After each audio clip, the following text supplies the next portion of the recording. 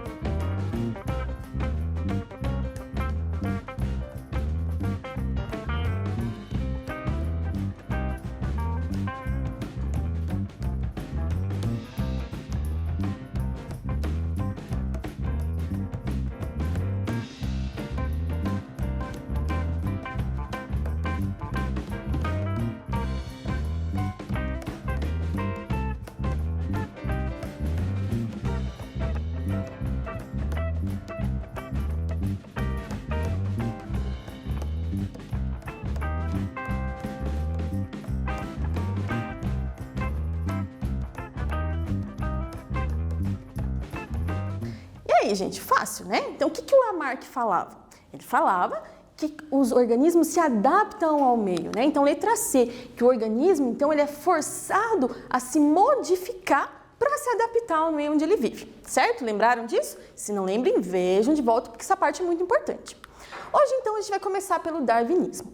Antes, é importante explicar um pouco sobre a vida do Darwin, o que aconteceu, como é que ele era, quem ele era, para vocês entenderem um pouquinho melhor sobre a teoria. Então ele nasceu lá em 1809, o mesmo ano em que Lamarck publicou o livro dele, que a gente comentou na aula passada. E o Darwin, ele era neto do Erasmo Darwin, que já era um cara que já era estudioso, que já tinha umas ideias bem para frente do tempo dele, né? Então ele tinha uma família que tinha dinheiro, um vô que já era bem estudado nessa parte, que já tinha umas ideias diferentes. Então ele já teve um incentivo desde pequenininho. Tanto é que ele gostava de colecionar besouro, olha só que legal, né? Então desde pequeno ele já tinha ali um lado cientista dele. Mais tarde ele começou a estudar medicina, mas ele acabou desistindo do curso. Porque naquela época eles faziam cirurgia sem anestesia, foi algo que ele não gostou muito de ver e desistiu do curso. Aí então ele foi estudar para virar clérigo, foi lá, aprendeu muito na época que ele estava estudando, mas também não levou muito para frente. Até que em 1831 chamaram ele para fazer uma viagem no navio Beagle.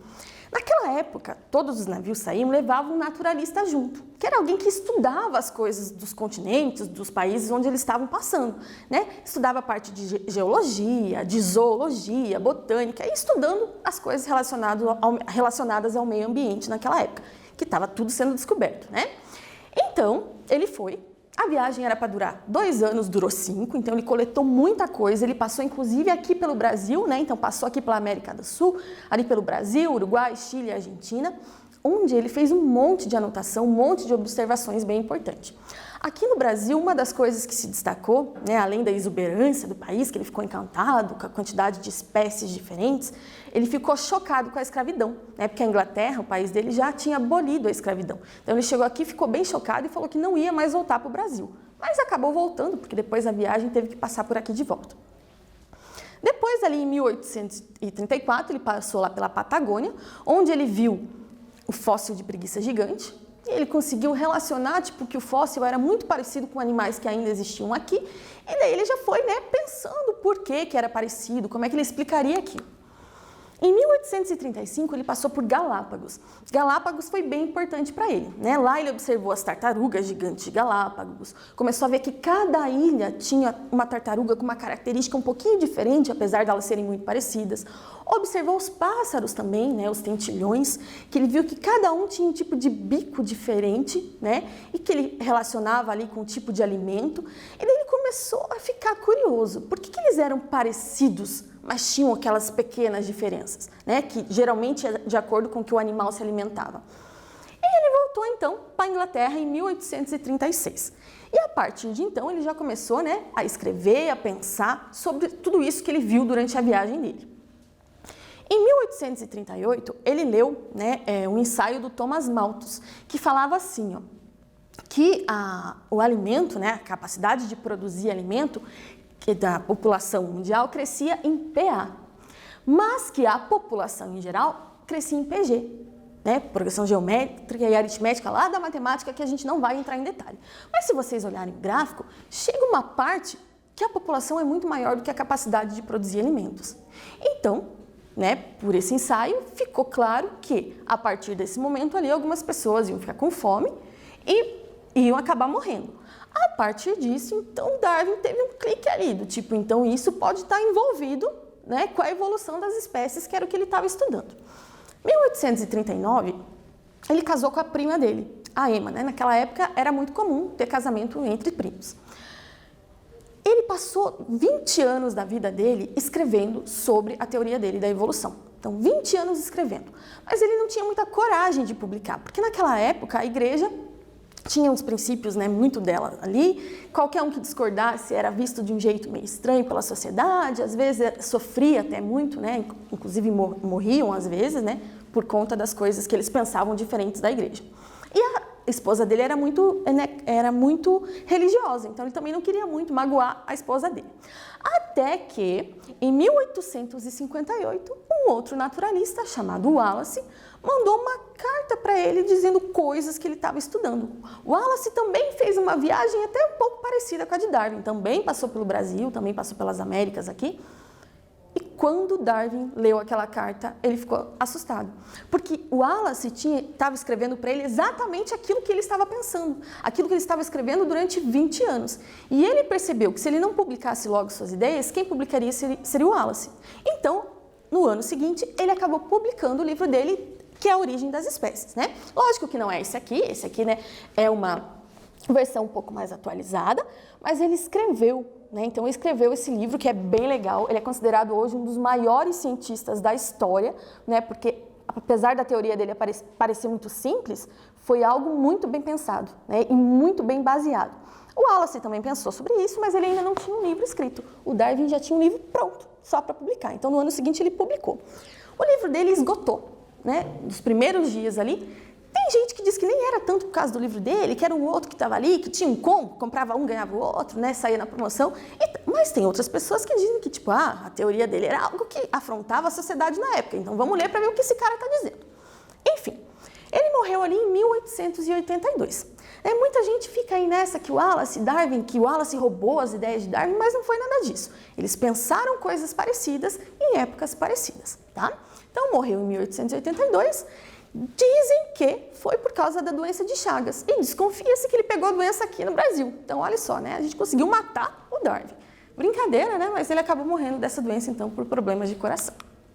Aqui está um pouco da viagem dele, então ele saiu lá da Europa, né, da Inglaterra, passou pela América do Sul, foi para Galápagos, deu a volta lá, passou pela Austrália e acabou voltando para o Brasil por causa de mudanças climáticas. Na época ele, né, teve alguns tormentos durante a viagem, ele teve que parar no Brasil novamente antes de voltar para o país dele. Então, o darwinismo, o que ele falou, principalmente a teoria dele? Já não tem mais as leis do uso e desuso e da herança dos caracteres adquiridos. Ele defendia outra coisa. Ele defendia a seleção natural. Então, ele dizia que o ambiente atua selecionando indivíduos que já estão aptos àquele ambiente. Então, para ele, era assim. Ó. Então, vejam esse desenho. Né? Esse desenho representa um pouco da teoria dele. Tem várias esferas, que seriam os indivíduos, com características diferentes, que por algum motivo já estão naquele ambiente e são diferentes um do outro. E se a gente olhar em volta, mesmo a nossa espécie, se olha, é difícil encontrar duas pessoas iguais. Né? A gente sempre tem uma variação, um pouquinho ali, um pouquinho aqui. Então, o meio, ele funciona como um agente seletivo. Ele vai selecionando aquelas características que já são mais adaptadas a ele. E quem sobrevive são esses organismos. Né? Então, esses organismos mais adaptados ao meio têm mais chance de sobreviver e mais chance de reproduzir e deixar essa característica para os descendentes. Tá? Então, tem essa pequena diferença entre o Darwin e o Lamarck. Tá? Então, Lamarck, o indivíduo se transformava para se adaptar ao meio. Aqui não, o ambiente seleciona aquele indivíduo que já é adaptado, que já tem alguma característica que dá vantagem a ele, certo? Então, é um tipo de adaptação passiva, né? Porque já está ali acontecendo uma pequena mudança, o indivíduo já tem uma pequena alteração e é selecionado. No caso do Lamarck, era uma adaptação ativa, porque o organismo se modificava para se adaptar ao meio, ok? Então, tem essa pequena diferença. E o que é a seleção natural?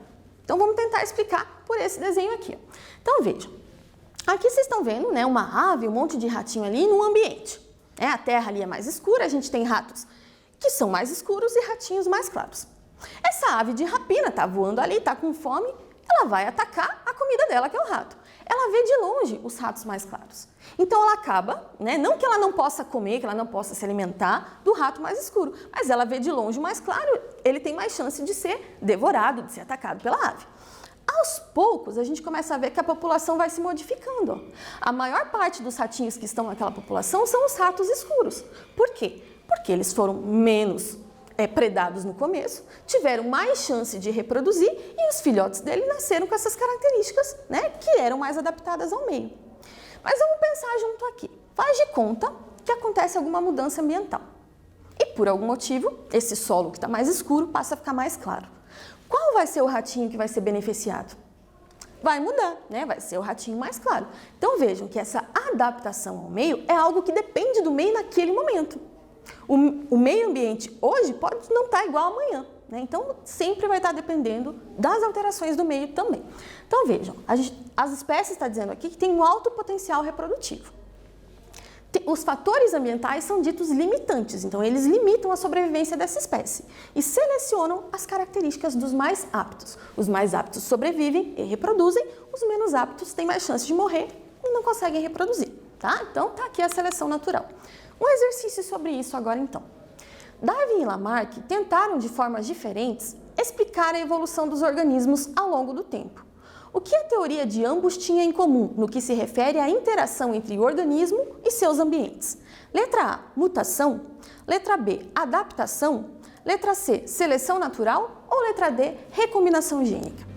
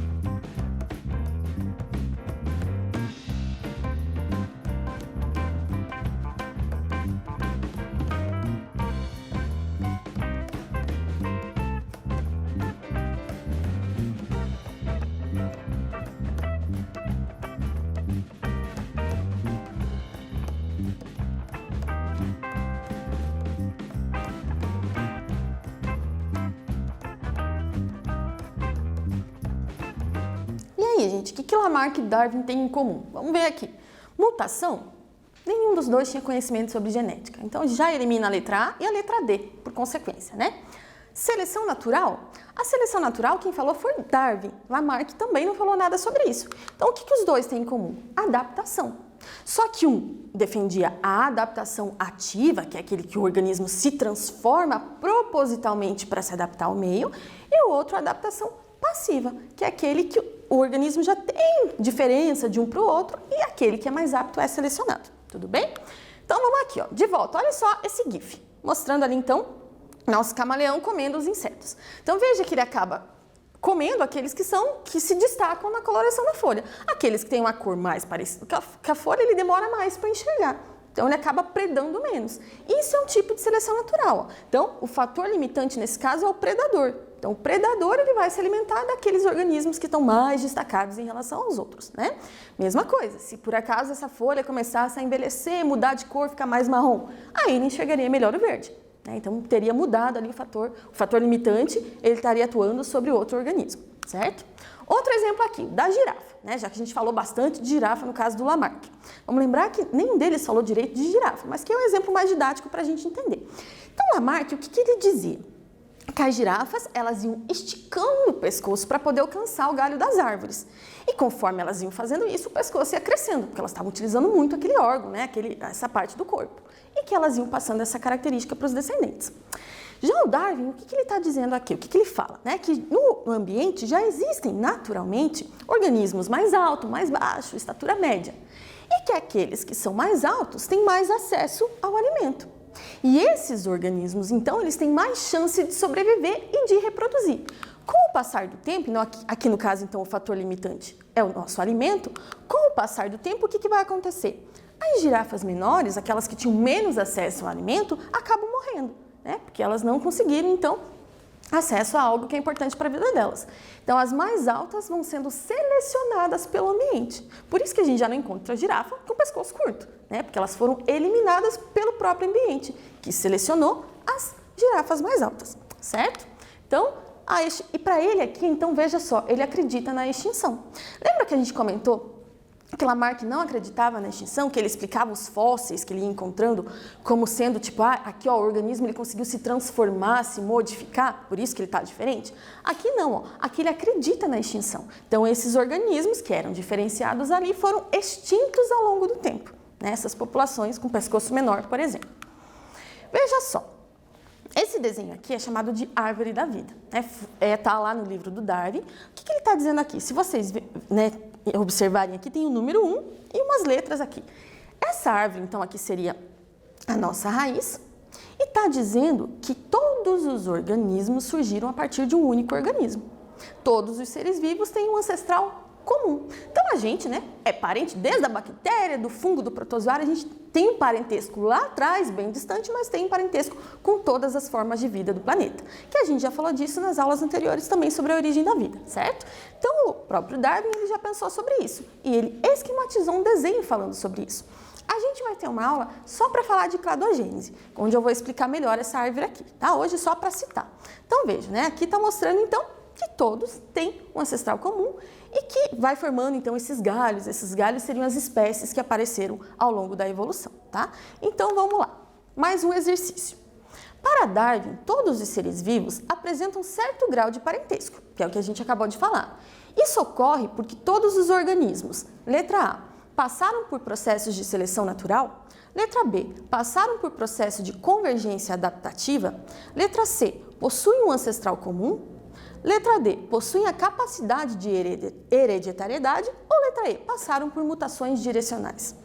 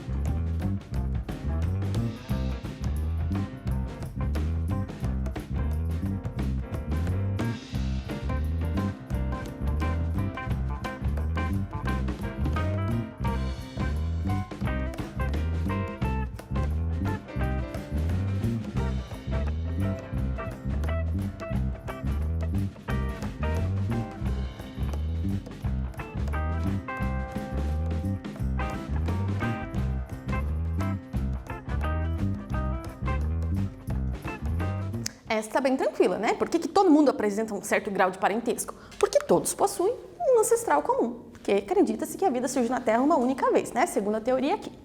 Mais um, agora um quiz. A teoria evolucionista atualmente conhecida como darwinismo foi proposta por letra A, Charles Darwin, letra B, Charles Darwin e Lamarck, letra C, Charles Darwin e Thomas Malthus ou ainda letra D, Charles Darwin e Alfred Wallace.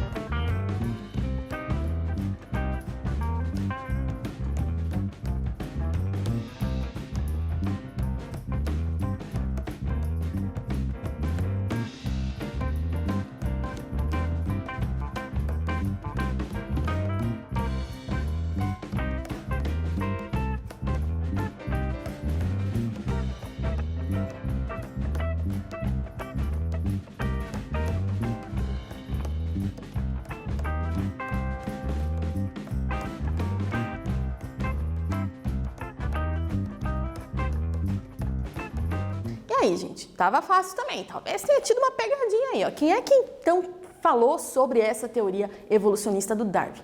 Darwin, né, obviamente. Mas foi só ele? Não. O Wallace também ajudou com essa teoria. Apesar da gente falar pouquíssimo sobre o Wallace, ele é extremamente importante. Então, apesar de ter levado o nome do Darwin, o Wallace também falou nessa teoria, então ele também é responsável por ela, tá? Então, vejam só uma reportagem aqui que a gente vai ler um trecho. Quem foi Alfred Wallace? Um dos pais da seleção natural. Explorador nato, naturalista britânico, não ganhou grande reconhecimento do público. Se Charles Darwin ficou mundialmente conhecido como o pai da evolução, o mesmo não pode ser dito do britânico Alfred Russel Wallace, naturalista que viveu entre 1823 e 1913. Um ano antes do lançamento de A Origem das Espécies, Wallace enviou a Darwin um artigo sobre o princípio de sobrevivência do mais apto, que daria origem à teoria da seleção natural. Pouco depois, Darwin publicou o livro que o tornaria conhecido. Wallace era quem tinha o artigo pronto para publicação, e se ele tivesse enviado diretamente para um periódico, a seleção natural teria sido a sua descoberta.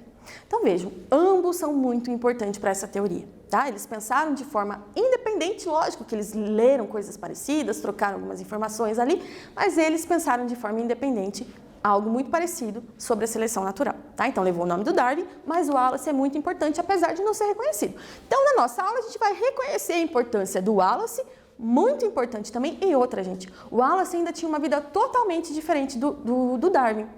Ele não tinha uma família rica, ele teve que parar de estudar aos 13 anos para trabalhar e ajudar a família. Então ele tem uma vida totalmente ao contrário do que Darwin tinha, que já tinha o conforto de uma família, que já tinha, né, uma condição financeira um pouco melhor, né? Já tinha um vô que estudava essas coisas. Ele era praticamente autodidata aqui, vamos dizer, né? Então estudou muito e também foi muito importante para essa teoria. Mais um exercício então. Existem diferentes marcas de inseticidas no mercado.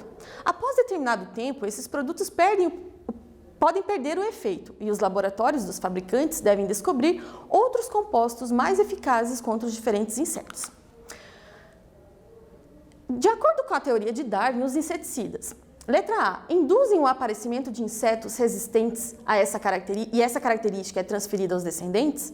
Letra B. Deixam os insetos mais fortes e essa característica é transmitida aos descendentes? Letra C. Selecionam os insetos já existentes que transmitem essa característica ao descendente? Ou, letra D. Atraem insetos mais resistentes para o local e esses geram mais descendentes resistentes?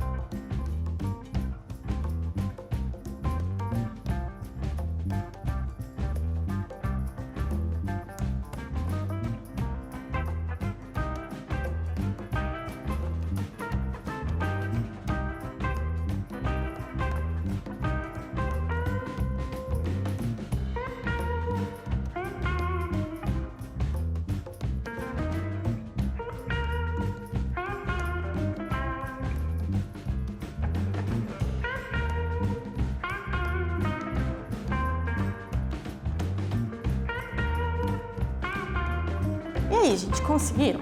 Aqui vocês viram que faltou um acordo aqui no meio, a professora arruma depois para deixar o slide bonitinho para vocês, tá? Mas para essa aula ficou assim mesmo. Veja só, gente, o que tem que tomar cuidado aqui? Vocês às vezes acabam confundindo quando fala assim, o inseticida deixou o inseto mais forte. Isso é um pensamento lá do Lamarck, né? Que o inseto ele foi se adaptando para ficar mais forte. O que Darwin teria dito? Que ele selecionou os insetos já existentes e que já eram mais fortes. Então, por algum motivo, tinha aquela variação entre os insetos e alguns deles já eram resistentes ao inseticida. Tá? Então, não é que o inseticida deixou o inseto mais forte, ele selecionou aqueles que já eram resistentes. Tá? Então, isso é bem importante, tomem cuidado na hora de fazer os exercícios. Então, darwinismo aqui, vamos colocar uma pergunta bem comum que vocês devem ter ouvido já, né? Se o homem evoluiu dos macacos, por que ainda existem macacos? Então, a gente volta e meia escuta essa pergunta e na época, inclusive, fizeram uma charge com o Darwin de macaco ali que vocês estão vendo, tá? Só que Darwin nunca falou que o homem veio do macaco.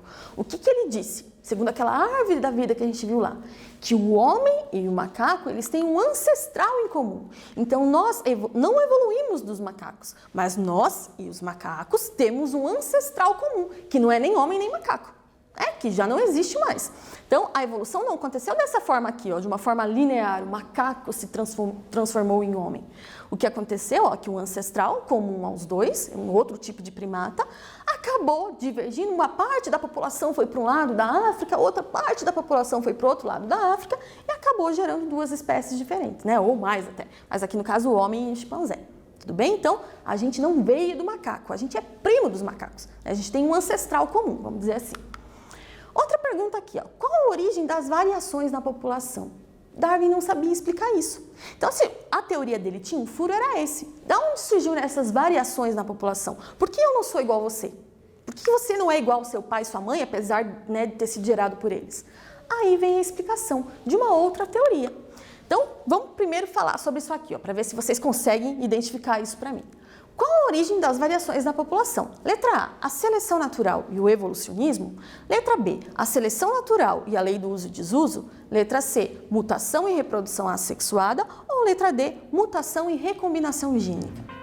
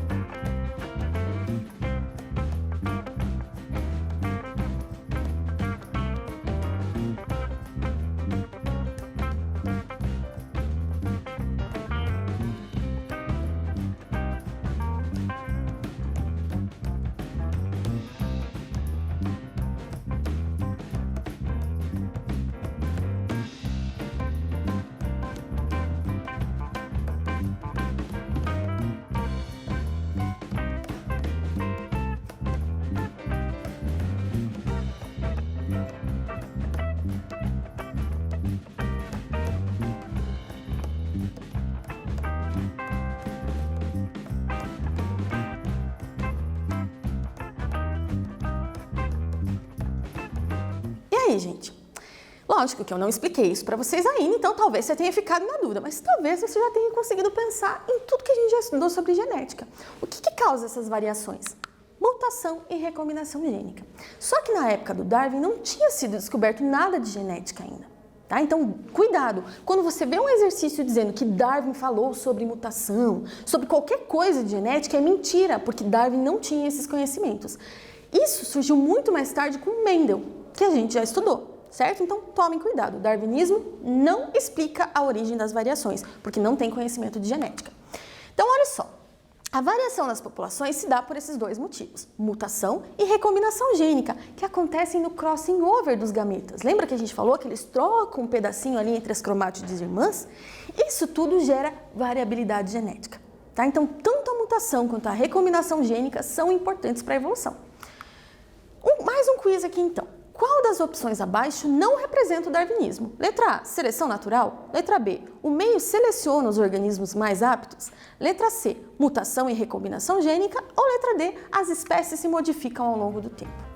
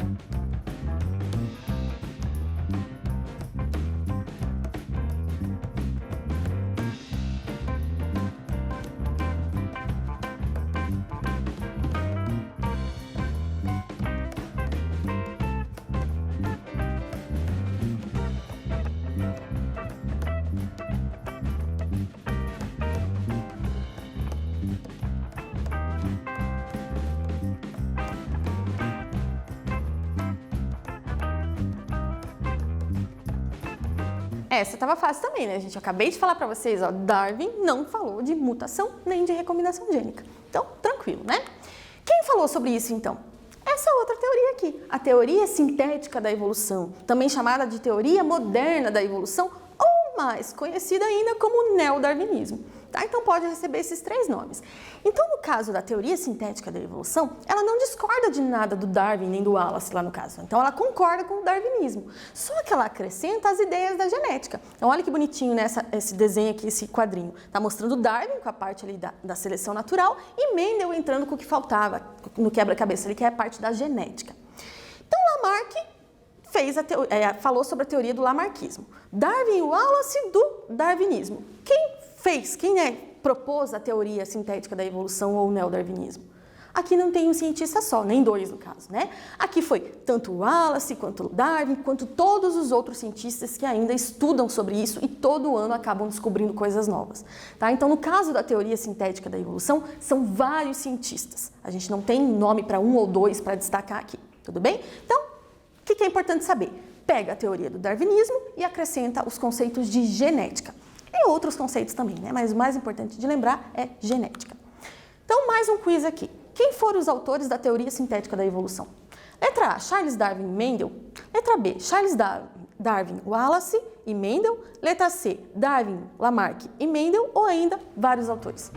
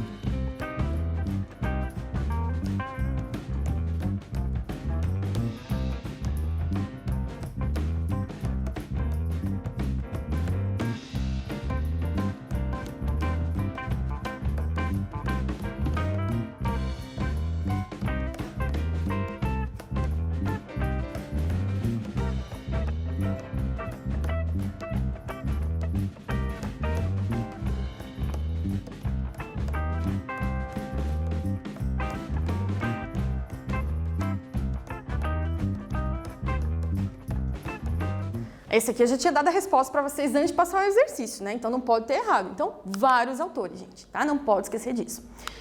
Gente, então o que a gente viu na aula de hoje? A gente falou sobre as outras teorias de evolução. A gente já tinha falado do lamarckismo na aula passada, na aula de hoje a gente aprendeu o darwinismo e a teoria sintética da evolução. Na próxima aula a gente vai fazer exercícios sobre essas teorias. Lembre de entrar lá no seu Google Classroom, fazer a atividade que está lá para confirmar a sua presença, entrar em contato com o teu professor, contar se você está entendendo, se não está, tirar a dúvida, tá? Eu espero vocês na próxima aula.